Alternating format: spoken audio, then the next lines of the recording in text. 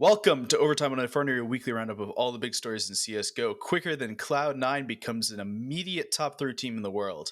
Quick reminder to rate and review us at the end of the episode. It really helps us. I'm Logan. This is Aizyesque. Let's get into it.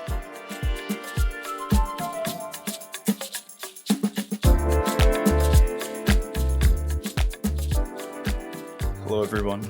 We're back. We're starting today with the important things from last week. So our first quote-unquote important thing is going to be Group B of the RMRs. Yeah, no surprises here. Everyone expected went through, and not really much to talk about, I think. Yeah. Oh, there was like one tiny little thing. The bad news fucking Eagles made it. The Eagles have landed in Antwerp. Let's fucking go. This is so hype. I'm so happy for them. Not only have Bad News Eagles made it, they've actually done something that the two of us have talked about. For weeks and weeks and weeks, right? We've said something along the lines of like, Entropic is the new Big. Yes. Right? Where Big used to be the team where it's like, if you can beat Big, you're a good tier 1 team. If you can't beat Big, you're a high tier 2 team, right? Big was the bar. Yeah. Entropic literally didn't qualify for this major. But, do you know who did beat them in round 1? The Bad News Eagles beat Entropic, and now they're a good team. The metaphor holds. It works. The math works. It works. Right, so they beat them, and they qualified over them. Let's talk about Bad News Eagles, because I'm sure that you don't know who they are. Well, I know you know who they are, but I'm not sure I do, honestly. So, first of all, a couple things about Bad News Eagles. 1, they have one player on the team you will actually know the name of, maybe. 2, they are from... That's not the player. I was going to say Rigon. He's the one I'd heard of. Oh, I've heard of Rigon. There you go. There's 2 players you might have heard of. There's 2 players you might have heard of. So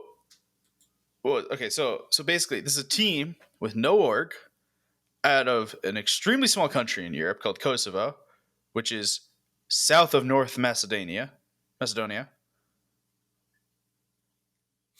And they came in and close to Albania. And they came in and They came in and qualified for the major without an org. And the prime minister of their country congratulated them on Twitter. Yeah. Well, I mean, it's pretty big for, like, Kosovo is a relatively new nation. It's only sort of been recognized for, like, between some countries 10 and 20 years, I think. I think it's less, and a lot of countries still don't recognize it. One of my friends is Kosovan or Kosovar. Either's correct, apparently. I googled this because I was writing about them. I was like, I think it's Kosovan, but I've seen Kosovar. Which is it? And so it was like, oh yeah, it could be either. Like, fucking great. Cheers. Okay, sure, great. Anyway, some countries still don't recognize it, but it's generally recognized. It has been for about 10 to 20 years. And like they've only had like a national football team like somewhat recently, because a lot of the players will play for Switzerland or Albania because Kosovo didn't exist. So like this is a huge thing, even though it's esports, like that's still pretty big for a country of that size. Like, and you could just see when you watch the videos of them celebrating how much it means to them. It's just like, oh yeah, you can't watch it and not smile. It's like they go absolutely mental. And I think the better clip is on round 29. Have you seen that one where they win and I can't remember which one of the players it is, stands up to go like to celebrate, and then he immediately does like a calming motion. He's like, wait, we can't celebrate yet. Like it's 15-14. Like let's calm down. And then as soon as they win round 30, he just fucking goes ballistic. It's so good. Yeah, I guess this is going to be the geopolitical episode, because we also have... This is dangerous because, well, you're like American, and this is like Middle European politics, and I'm English, and we're possibly even more ignorant of the people around us. So no, the other point I wanted to bring up, which is not related to Bad News Eagles at all, but politics and esports again, because of course this week was the French elections. And there Yes. was an interview with Macron, who ended up winning the French election, that was basically like, we love esports in France. We want all esports to be here. We want to host a Counter-Strike major this coming year. Yep. And it came out of absolutely nowhere. And then the next day he was like Pictured wearing a Vitality Vitality. merch. Yeah, he was wearing a Vitality merch. Which, by the way, that merch is kind of fire. Yeah, it's got the French. It's like French. It's a really cool like jumper. Yeah, Like, it's pretty yeah. fire. It's French flag colored too, so it's not like in your face bright yellow, which is nice. Yeah, it's actually pretty. Not the Like if I point. like Team Vitality, I'd be like, this is fire. I'd buy this. Not the point, but cool to see politicians going, we want to host esports events here. Yeah. And he referred to it correctly, which was like the most important thing, is that he said, we want a Counter-Strike major here. We want a League of Legends Worlds here. He like listed like 4 esports events, which is 4 more than I expect any politician to know. So like, it's probably 4 more than he knows. It's probably 4 more than he knows, to be fair. But yeah, it's really difficult to take anything a politician says at face value. But yeah.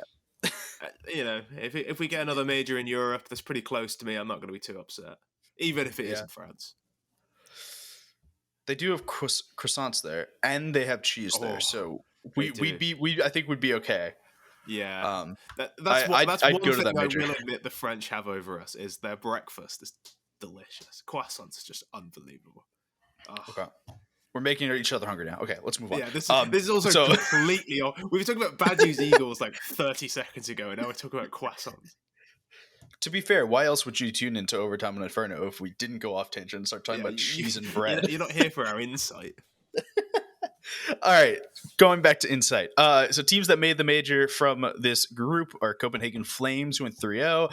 A team that we'll talk about in a little bit that also went 3-0. NIP, ENCE, G2, Astralis, barely. Bad News Eagles, and Spirit. I really had to emphasize emphasize the barely, because it was barely. Yeah, Astralis really did scrape through. There was like a real narrative of like, holy shit, the 4 times major winners might not make it. Yeah, they almost lost. Like it was close. You started to get worried a little bit. They played Heat in the final match. Did we talk about the outsiders incident in Group A? I can't remember if we did. What do you mean the incident? The no scope incident from Saw. Oh, I'm not sure if we spoke about this. So the final game of Group A was Saw versus Outsiders, and it went to map 3 because it's Outsiders is what they do. Mm-hmm. Yeah, and Saw were literally 0.02 seconds away from going through, and they James got legged with a no scope that would have killed him. Literally, it was a pixel off. Yeah, so then like one pixel, and then he defused with 0.02 seconds left. And the pictures of Saw are just like, it's rough. It's like, you could, man. I think it was like a round or two before you see a video of like one of the Saw players getting up and just like, oh fuck, and yeah, that was from the defuse, like to take it to overtime. Because once you go to overtime with Outsiders, you know it's over. Like there was, if it wasn't bad enough that you came so close to winning that round, and then you've got to pick yourself back up. They played really well in overtime.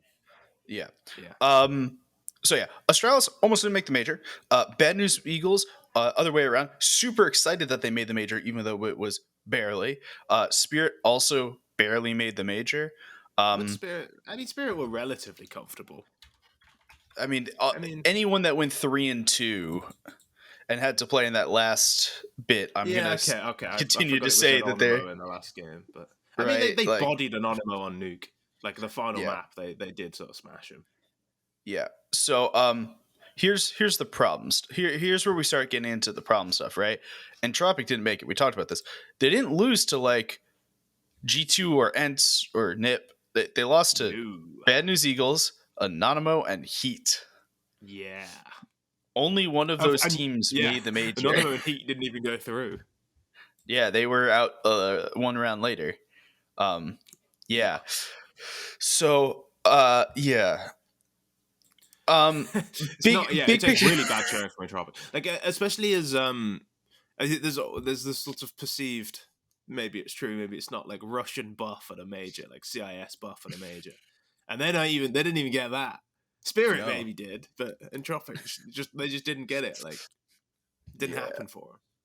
So, major points we can take away from this. One, Copenhagen Flames may be the best major team up until you have to go into a qualifier, until you have to go into like group stages, i.e. last major as well. Players is still insane, but we'll talk about them more in a minute. NIP really need device back. Yeah, well, having nothing to do with their okay, that has nothing to do with their RMR performance. Let me be clear. Yeah, NIP needs device back because they need an Opper back. Because they spent $1 million on him. They spent $1 million on him. And side note, they've redone their Young Ninjas team, and Fozy is off of Young Ninjas now, so they literally don't have an Opper to pull up to replace device now. Yeah, so it's very interesting, isn't it? They were like making a big thing about how Fozy and LNZ were part of the main team. Like, we're going to keep rotating them in and out. Like, and then it's like, oh yeah, no, actually now we've signed another player. You're out. Sorry. Yeah. Like, well, so that was bullshit then. But yeah, no, NIP between their two rosters does not have an Opper as of this second. Well, they do. They have Temporary. Who's a 15-year-old with a 0.77 rating. Okay, so they basically don't have an Opper. They basically don't have an Opper. Yeah. Ents has continued their bout of looking good after EPL. They lost to Astralis, and that was it. But they beat up on teams they should have beat up on, other than Astralis. Clapped Anonymous, clapped Heat. Pretty comfortable. Exactly. G2 lost to Anonymous, but then beat everyone else, right? Yeah, a lot of these things are like, we don't like super need to worry about a lot of these teams. Astralis is kind of worrying, but they also had a harder schedule than everyone. So yeah, so they only lost a best of 3 to Players and to G2, which is like, I mean, you took a map, you lost. Like, it's going to happen. They're very good teams. They are better teams. Like, what's maybe worrying for them is how close it got against Heat. But then Heat have pushed a lot of decent teams pretty close. Like, they're a decent enough team. It's not that bad. Like, Config looks ridiculously good again, so that's always a nice thing. Like, there's always a hope that you can do well when Config's playing like he is. Yeah. And we talked about Bad News Eagles, and Spirit made it through by the skin of their teeth, which means they're going to be making it into playoffs when we get to the major, because of course they will. I don't understand how Spirit are good. Like, they lost their best player. They just cut their best player, and they're just good again. Or, like, are they even good? I don't even know. I can't tell you if Spirit are good or not. That's what I love about them. Just like, is this team any good? Not a clue. But Chopper did tweet about a year ago, I'm not going to give up until I win a motherfucking major. It's worked once. Like, you know what? The first steps of his master plan are in action. All right, let's talk about the other big news of the week. So remember that org Gambit with those guys like Shiro, Axile, Nafany, Inters, and Groove? No, I believe it's did I name? No, I didn't think I named all 5 players. I might just not be able to count though. Hobbit? Did you say Hobbit? I didn't say Hobbit. Okay, I can. Okay. I can count. I just can't name. Not the point. So, I've been. This is a weird thing, because for a little while now, the Counter-Strike community has gone, when is Cloud9 going to sign a new team? They said that they would sign a new team when COVID was over-ish, so that way they're able to travel and able to support them adequately. And COVID, while it's not over, it's been over-ish for a little bit now. And then Jack Etienne, the CEO, owner, president, whatever you want of Cloud9, tweeted the other day, I just made a really good signing or something like that. And I was like, I just signed something I'm incredibly excited about, I think. I just signed something I'm incredibly excited about. In which I went, there is no shot that, like, he signed a Counter-Strike team because this is too much bait. And then Cloud9 went and tweeted, "We signed some CS:GO players with players capitalized," which is fantastic social media from them. But they just went and signed Gambit, like just the roster. So what's strange about this is that they originally said they would come back with an NA team, and then I'm pretty sure, because I'd heard a couple of times when the roster shuffle was happening with Complexity and Liquid and that Cloud9 were going to sign something like whatever was left, like whatever players they could get hold of. I mean, I heard that same thing too. I'd heard that Stewie 2K was talking with Jack about going back to Cloud9. I heard that I heard the EG trio, the Cloud9 major winning trio. I heard that there was a possibility of them going to Cloud9 instead of EG. So they've been pretty active in trying to sign an NA roster, but I think they realized that anything they could get after EG, Complexity, and Liquid had finished their rosters wasn't going to be good enough. But then I'm amazed they've pulled this off, because there has to be some problems with Russian visas. There has to be some... Like, you're signing Russian players in the middle of the war with Ukraine. Like, yeah, it's... I mean, obviously the players have done nothing wrong. I'm not saying that, but it feels like there might be some issues with visas. They've said they're trying to relocate them, or they're in the process of relocating them, which will help. But I'm amazed they've managed to pull this off. So a couple notes on this. One, the TLDR staff chat had many questions on this, so I'll say it now, which is Cloud9 did not approach Gambit and buy the group from Gambit. They actually bought the group from Ulti Agency, who represents all of the players, and I'd assume Groove, who had previously bought it from Gambit, if that makes sense. So the players were already out of contract at one point between them leaving, them becoming players, and now they were taken out of their contract already. And so Cloud9 took the contracts in between. From our understanding, this is what we know from our understanding, and we have no idea what they paid. We have no idea how much they paid. We have no information about it. We don't know if they're going to get polos as their jerseys, though I've heard they are working on it. That's an important thing. I see you smirking, but that's an important thing. Is it?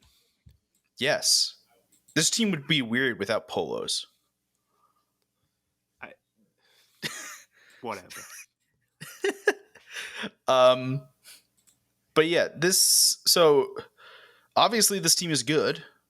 They're currently the number 3 ranked team in the world. They're obviously good because, well, they're good. I don't have much more to say. They've won a decent amount of events and been to playoffs of a lot more. So yeah, they're a good team. They're a very good team. They are in fact a good team. All of a sudden a top 5 team in the world again, and we know what happened last time that happened. FaZe Clan, watch out. There is a legitimate world now where Cloud9 versus FaZe Clan is the major final in a month's time. That's there's not even close to ridiculous. There's a chance that Cloud9 and FaZe Clan is a major final in a month from now with Karrigan IGLing Cloud9.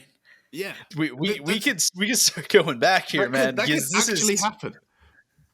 And it's not even close to ridiculous. Like, no, that it's not probable. But it's definitely not impossible. FaZe Clan are almost like certain to be in the final. I know that sounds ridiculous, but there's no they're levels above everyone else at the moment. Mm-hmm. Like, who else? Like maybe like Na'Vi come back with a vengeance. This one, like Ents maybe. Like, who else is close to FaZe? Like, I'd be amazed if FaZe weren't in the major final. And then, like, Cloud9 are like what, 3rd or 4th favorite, maybe. Yeah, who would you have above them? Like maybe G2, maybe Na'Vi, and then it's like Ents, Nip, Furia. Like, yeah, there's some sort of order of things after that, but like, doesn't really matter. Yeah, like it's kind of stupid right now. Like, I don't know. So the only problem is, I'm pretty sure FaZe's home map at the moment is Inferno. So if it I don't was a care. FaZe Clan versus Cloud9 final, I don't think Inferno would be map 3. I don't See, think but here's the Carrigan would thing. let it be map 3. I think it I would think trigger too Carrigan. many I emotions. think he's got too much PTSD. Yeah, so He might just ban it I'm immediately. not picking Inferno. It might be Carrigan's first. Like it might be FaZe's home map, but Carrigan's just gonna go, "Hey guys, I'm sorry about this, but Rain and we need to ban Inferno. I know we're a better team than them, but there's some I know juju that's in there. leaving Vertigo open, and we But- will not beat them on Vertigo. I know it's leaving But- Vertigo open, but we But have to just ban Inferno. we have to Like, ban just trust Inferno. me. You guys trust me, right? Look how far I've brought us. You trust me, right? Yeah, okay, we're banning Inferno. This thing happened in the past. I can't really talk about it a huge amount. But Carrigan, did we exercise those demons when we beat Nico on it? No. Absolutely not. No. Do you see the name of the team we're playing against? I don't care if that's Shiro and Axel. That says Cloud9. I'm not picking Inferno. It's not happening. And if I do have to play Inferno, we're never ever going B. Do you hear me? We're going 15 T rounds in a row. We are rushing A. I do not care. Here's the thing. Now that EG didn't make the major, right? Cloud9's just gonna ask Stewie to be their stand-in because every team has to have a stand-in for the major. So they'll just have them as the stand-in. The second you throw Stewie as a stand-in on Team Carrigan on a Cloud9 team, Carrigan's just literally gone for the event. There's no shot. He can't do anything at that point. You could pick any of them. Like they should bring back Skadoodle instead. Like I think there might be a rule where you can't have somebody who's already played in the major. So you just bring back Skadoodle or Tarek. No. Well, Stewie's not in the major. Yeah, but I think if you play in the RMR, I don't know. Either way, like okay, you can pick any of them. Skadoodle was crazy in that final. Grab Tarek. Grab Tarek. Yeah, literally Tarek, Skadoodle, any of them. There you go, done, easy. Just immediately, just immediately neutralize FaZe. Yeah, there's a legitimate world where Cloud9 versus FaZe is the major final in a month's time. I think it's more likely to be FaZe versus Na'Vi or G2 versus FaZe, but I can't say that it won't not be this. You can't say that it won't be FaZe versus Cloud9, which is insane because like if you'd have said that a week ago, you would have looked like a lunatic. Yeah, you see it now, and it's like, yeah, of course it could be. Yeah, which is weird. All right.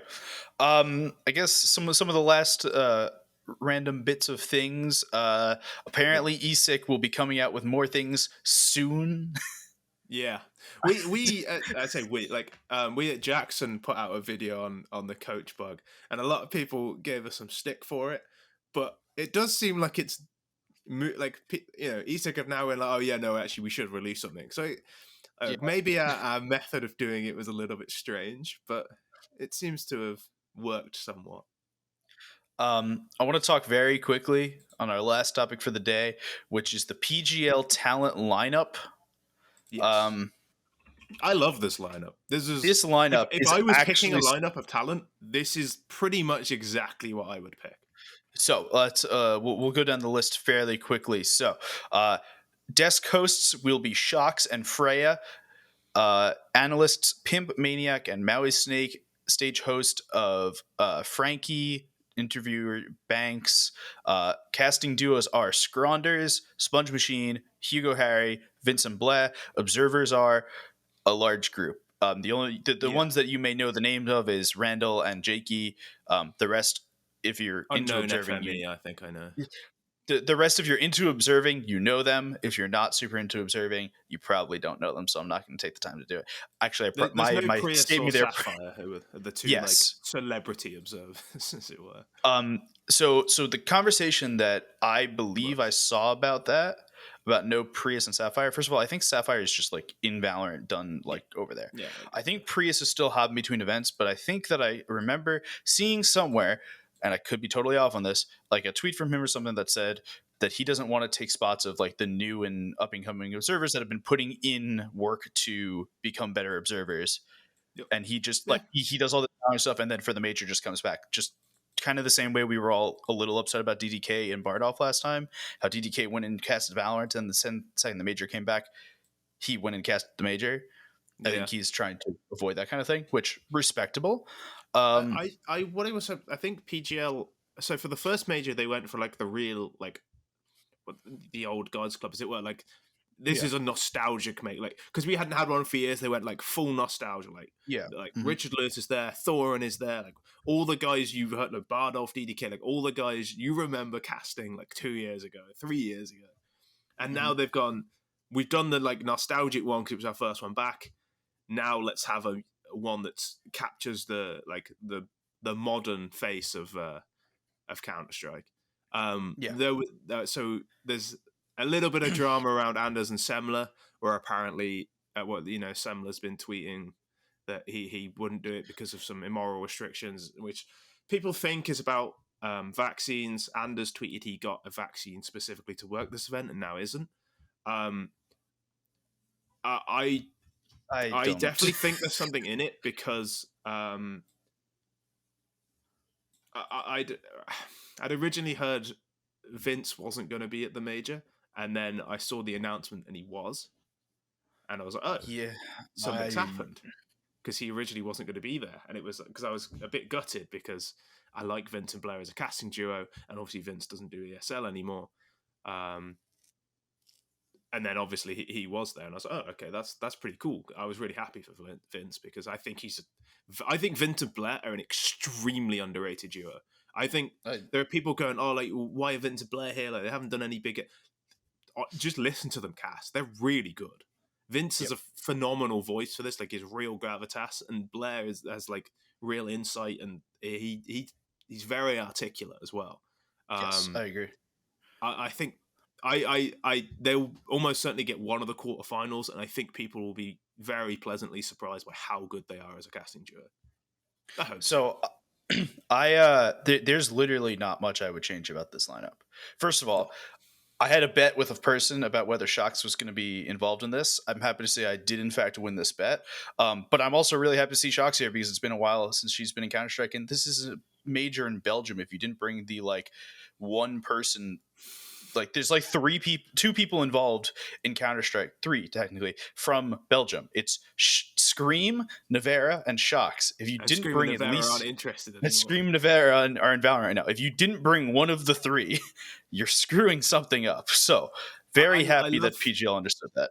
I love how excited Shox appears to be on. Like, yes. It's like she turned down MSI, which is like the League of Legends like international tournament. Like it's a big fucking deal in League of Legends. It's the second biggest tournament. It's the second biggest tournament every year. I have to do this. Like she's so excited by the idea, and I think that really comes through on broadcast. Like you could tell she's just so fucking happy to be here. And she showed that during the RMR. She was part of the Group B team. Well, she might have been part of the Group A team as well. I don't remember. She was definitely part of the Group B team, and she was extremely excited and did a really, really good job. There was like one. I don't remember who the other like quote unquote snub that I had was, but like realistically, like I couldn't have asked for a better talent lineup. Yeah, there's always going to be people who've missed out where you would want more. Like maybe you'd want like Prof from HOTV, or you want I like Stunner, for example, as a host, but there's limited spaces, and it's really difficult to say like who would you replace here. The one person I wanted, which I know is contractually not able to do, is I wanted Rushly 1, 2, 3, 4, 5, 6, but from what I'm aware of is he's contracted to ESL, so we literally cannot get him on a PGL major, which is unfortunate because I think he is really, really good at observing, and I love watching his work. But it's like also that's good for him to have a full-time contract. So, but like freelance anxiety is a real thing. But like this is good. This is good. Yeah, I enjoy this. I love this. I absolutely love it. I had like I didn't particularly like the last lineup, but I understood why they went for it, and I'm glad they've gone like we'll have one nostalgic one and one modern one. Like I kind of like that idea that they've gone completely to these are the new ones. Big question though, who cast them? Who cast the final? I was just thinking who cast the final because I was just thinking I wouldn't be upset with anyone other than Vincent Blais casting the final. And that's nothing against Vincent Blais and everything on the Harry and Hugo deserve to cast a major final. Sponge and Machine either have or definitely deserve to cast a major final, and Scronders deserves to cast a major final. Like, Vince and Bleh, I have nothing against them, but like on a visibility and work in the past like 3 years kind of thing, any of those three duos deserve to cast the major final. So I don't know. But I think it will be Harry and Hugo. That's my gut feeling. See, my gut feeling says Thunders and Scrawny. Oh, that's like a nationalistic pride thing, that is, isn't it? Like, they're both Canadian. I'm American. I thought you're like part Canadian, aren't you? I live 20 miles away from Canada. In your room. It's on the other side of that wall, yeah. But I also have a Mexican flag. What's your point? What's your point? I have a Mexican flag too. Or maybe you're part Mexican as well. I don't know. I don't judge. Whereas Harry and Hugo are decidedly English. They're my boys. You know what? Yeah. All right. Well, I don't think there's anything else we need to talk about today. That's all we've got from us. Make sure to follow us on Twitter at RetealDR, at Logan Ramhap, and at Aizyesque. We'll see you again next week, where I think Blast Showdown's going on now. We'll probably talk about that. We'll figure it out. I think Ents are beating Copenhagen Flames as we speak. Hell yeah. Well, they were winning last I checked. Okay, it's 1-1 now. So it could go either way. You'll find out next week. See y'all.